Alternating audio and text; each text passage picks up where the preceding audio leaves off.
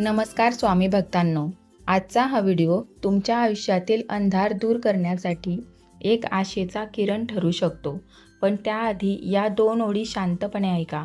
ज्याला कोणाचाच आधार नसतो त्याला स्वामींचा आधार असतो. संकटाच्या काळात जो स्थिर राहतो तोच स्वामींचा खरा वारस असतो. नशिबाचे बंद दरवाजेही श्रद्धेच्या एका शब्दाने उघडतील, जर स्वामी नामाचा गजर तुमच्या श्वासात आणि हृदयात असेल.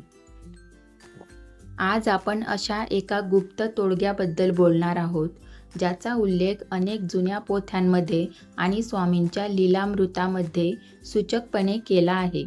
फक्त एक लवंग आणि एक पाण्याचा तांब्या या 2 वस्तूंनी तुमचे रखडलेले प्रश्न कसे मार्गी लागू शकतात, हे आज आपण शास्त्रोक्त पद्धतीने पाहणार आहोत. हा व्हिडिओ शेवटपर्यंत पहा, कारण हा केवळ एक उपाय नाही, तर ती एक साधना आहे. एकही मुद्दा चुकूनही स्किप करू नका. स्वामींच्या दरबारात एकदा एक अत्यंत हताश भक्त आला. त्याचे सर्व मार्ग बंद झाले होते.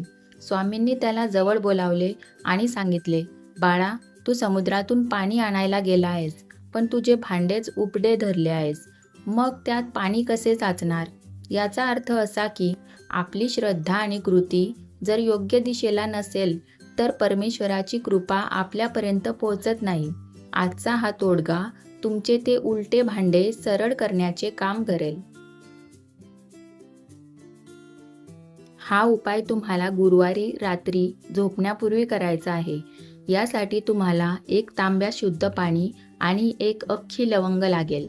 लक्षात ठेवा, लवंग खंडित नसावी. खंडित वस्तू कधीही ऊर्जेचे वहन करू शकत नाही. शांत चित्ताने आपल्या देवाऱ्यासमोर बसा आणि स्वामींचे स्मरण करा. तो पाण्याचा तांब्या आपल्या दोन्ही हातांमध्ये धरा. त्या पाण्यात बघत श्री स्वामी समर्थ या मंत्राचा 108 वेळा जप करा. मंत्र म्हणताना तुमचे संपूर्ण लक्ष तुमच्या समस्येवर आणि त्याच्या निराकरणावर असावे. ती लवंग त्या तांब्यात अर्पण करा. हे पाणी आता केवळ पाणी नसून एक तीर्थ बनले आहे.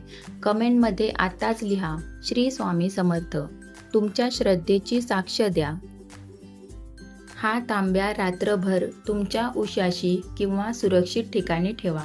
या तोडग्याबद्दल कोणाशीही चर्चा करू नका. दुसऱ्या दिवशी सूर्योदयापूर्वी उठून कोणाशीही न बोलता ते पाणी तुमच्या घराच्या मुख्य प्रवेशद्वारावर दोन्ही बाजूंना शिंपडा.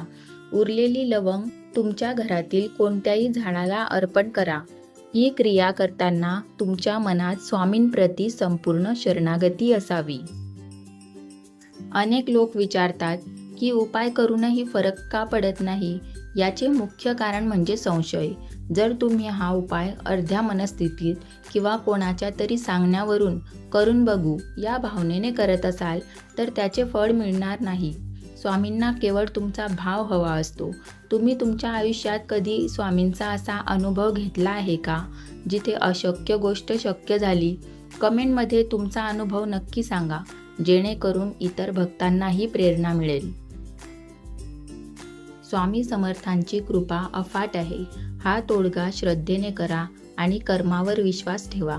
केवळ उपाय करून गप्प बसू नका, तर आपले प्रयत्नही प्रामाणिक ठेवा. स्वामी नेहमीच तुमच्या पाठीशी आहेत. फक्त तुम्हाला त्यांच्यावर विश्वास ठेवायचा आहे.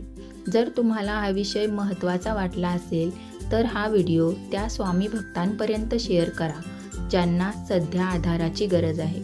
चॅनेलला सबस्क्राईब करून या सत्संगाचा भाग व्हा, जेणेकरून आध्यात्मिक उन्नतीचे असेच मार्ग आपल्याला मिळत राहतील.